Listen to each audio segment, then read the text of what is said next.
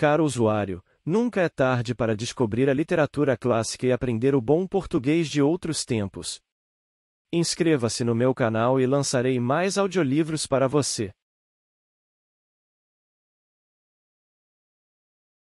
A carteira. De repente, Honório olhou para o chão e viu uma carteira. Abaixar-se, apanhá-la e guardá-la foi obra de alguns instantes. Ninguém o viu, salvo um homem que estava à porta de uma loja, e que, sem o conhecer, lhe disse rindo: "Olhe, se não dá por ela, perdi-a de uma vez." "É verdade", concordou Honório envergonhado. Para avaliar a oportunidade desta carteira, é preciso saber que Honório tem de pagar amanhã uma dívida, 400 e tantos mil réis, e a carteira trazia o bojo recheado. A dívida não parece grande para um homem da posição de Honório, que advoga, mas todas as quantias são grandes ou pequenas, segundo as circunstâncias, e as dele não podiam ser piores. Gastos de família excessivos, a princípio por servir a parentes, e depois por agradar a mulher, que vivia aborrecida da solidão, baile daqui, jantar dali, chapéus, leques, tanta coisa mais, que não havia remédio senão ir descontando o futuro. Endividou-se. Começou pelas contas de lojas e armazéns, passou aos empréstimos, 200 a um, 300 a outro, 500 a outro, e tudo a crescer, e os bailes a darem-se, e os jantares a comerem-se, um turbilhão perpétuo, uma voragem. "Tu agora vais bem, não?" dizia-lhe ultimamente o Gustavo C., advogado e familiar da casa. "Agora vou", mentiu Honório. A verdade é que ia mal poucas causas, de pequena monta, e constituintes remissos, por desgraça perderá ultimamente um processo, em que fundara grandes esperanças. Não só recebeu pouco, mas até parece que ele lhe tirou alguma coisa à reputação jurídica. Em todo o caso, andavam mofinas nos jornais. Dona Amélia não sabia nada, ele não contava nada à mulher, bons ou maus negócios. Não contava nada a ninguém. Fingia-se tão alegre como se nadasse em um mar de prosperidades. Quando Gustavo, que ia todas as noites à casa dele, dizia uma ou duas pilhérias, ele respondia com 3 e 4, e depois ia ouvir os trechos de música alemã, que Dona Amélia tocava muito bem ao piano, e que o Gustavo escutava com indizível prazer, ou jogavam cartas, ou simplesmente falavam de política. Um dia, a mulher foi achá-lo dando muitos beijos à filha, criança de 4 anos, e viu-lhe os olhos molhados, ficou espantada, e perguntou-lhe o que era. "Nada, nada." Compreende-se que era o medo do futuro e o horror da miséria. Mas as esperanças voltavam com facilidade. A ideia de que os dias melhores tinham de vir dava-lhe conforto para a luta. Estava com 34 anos, era o princípio da carreira, todos os princípios são difíceis. E toca trabalhar, a esperar, a gastar, pedir fiado ou, emprestado, para pagar mal, e há mais horas. A dívida urgente de hoje são os malditos 400 e tantos mil réis de carros. Nunca demorou tanto a conta, nem ela cresceu tanto, como agora, e a rigor, o credor não lhe punha a faca aos peitos, mas disse-lhe hoje uma palavra azeda, com um gesto mau, e Honório quer pagar-lhe hoje mesmo. Eram 5 horas da tarde. Tinha-se lembrado de ir a um agiota, mas voltou sem ousar pedir nada. Ao enfiar pela rua da Assembleia é que viu a carteira no chão, apanhou-a, meteu no bolso, e foi andando. Durante os primeiros minutos, Honório não pensou nada, foi andando, andando, andando, até o Largo da Carioca. No lago parou alguns instantes, enfiou depois pela Rua da Carioca, mas voltou logo, e entrou na Rua Uruguaiana.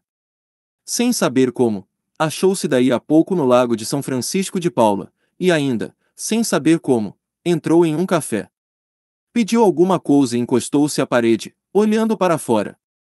Tinha medo de abrir a carteira, podia não achar nada, apenas papéis e sem valor para ele. Ao mesmo tempo, e esta era a causa principal das reflexões, a consciência perguntava-lhe se podia utilizar-se do dinheiro que achasse. Não lhe perguntava com o ar de quem não sabe, mas antes com uma expressão irônica e de censura. Podia lançar mão do dinheiro, e ir pagar com ele a dívida. Eis o ponto. A consciência acabou por lhe dizer que não podia, que devia levar a carteira à polícia, ou anunciá-la, mas tão depressa acabava de lhe dizer isto, vinham os apuros da ocasião, e puxavam por ele, e convidavam-no a ir pagar a cocheira. Chegavam mesmo a dizer-lhe que, se fosse ele que a tivesse perdido, ninguém iria entregar-lhe, insinuação que lhe deu ânimo. Tudo isso antes de abrir a carteira. Tirou-a do bolso, finalmente, mas com medo, quase às escondidas, abriu-a, e ficou trêmulo. Tinha dinheiro, muito dinheiro, não contou, mas viu 2 notas de 200 mil réis, algumas de 50 e 20, calculou uns 700 mil réis ou mais, quando menos, 600. Era a dívida paga, eram menos algumas despesas urgentes. Honório teve tentações de fechar os olhos, correr à cocheira, pagar, e depois de paga a dívida, adeus, reconciliar-se-ia consigo. Fechou a carteira, e com medo de a perder, tornou a guardá-la. Mas daí a pouco tirou-a outra vez, e abriu-a, com vontade de contar o dinheiro. Contar para quê? Era dele. Afinal venceu-se e contou, eram 730 mil réis. Honório teve um calafrio. Ninguém viu, ninguém soube, podia ser um lance da fortuna, a sua boa sorte, um anjo. Honório teve pena de não crer nos anjos. Mas porque não havia de crer neles. E voltava ao dinheiro, olhava, passava-o pelas mãos, depois, resolvia o contrário, não usar do achado, restituí-lo. Restituí-lo a quem? Tratou de ver se havia na carteira algum sinal. Se houver um nome, uma indicação qualquer, não posso utilizar-me do dinheiro, pensou ele. Esquadrinhou os bolsos da carteira. Achou cartas, que não abriu, bilhetinhos dobrados, que não leu, e por fim um cartão de visita, leu o nome, era do Gustavo. Mas então, a carteira. Examinou-a por fora, e pareceu-lhe efetivamente do amigo. Voltou ao interior, achou mais 2 cartões, mais 3, mais 5. Não havia duvidar, era dele. A descoberta entristeceu. Não podia ficar com o dinheiro, sem praticar um ato ilícito, e naquele caso, doloroso ao seu coração porque era em dano de um amigo. Todo o castelo levantado esboroou-se como se fosse de cartas. Bebeu a última gota de café, sem reparar que estava frio. Saiu, e só então reparou que era quase noite. Caminhou para casa. Parece que a necessidade ainda lhe deu uns 12 empurrões, mas ele resistiu. Paciência, disse ele consigo, verei amanhã o que posso fazer. Chegando a casa, já ali achou Gustavo, um pouco preocupado, e a própria Dona Amélia o parecia também. Entrou rindo, e perguntou ao amigo se lhe faltava alguma coisa. Nada. Nada. Por quê? Mete a mão no bolso, não te falta nada.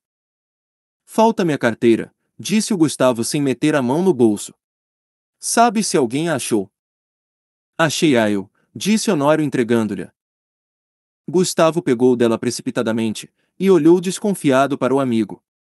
Esse olhar foi para Honório como um golpe de estilete, depois de tanta luta com a necessidade, era um triste prêmio. Sorriu amargamente, e como outro lhe perguntasse onde a achará, deu-lhe as explicações precisas. Mas conheceste-a? Não, achei os teus bilhetes de visita. Honório deu 2 voltas, e foi mudar de toilette para o jantar. Então Gustavo sacou novamente a carteira, abriu-a, foi a um dos bolsos, tirou um dos bilhetinhos, que o outro não quis abrir nem ler, e estendeu-o a Dona Amélia, que, ansiosa e trêmula, rasgou em 30 mil pedaços, era um bilhetinho de amor.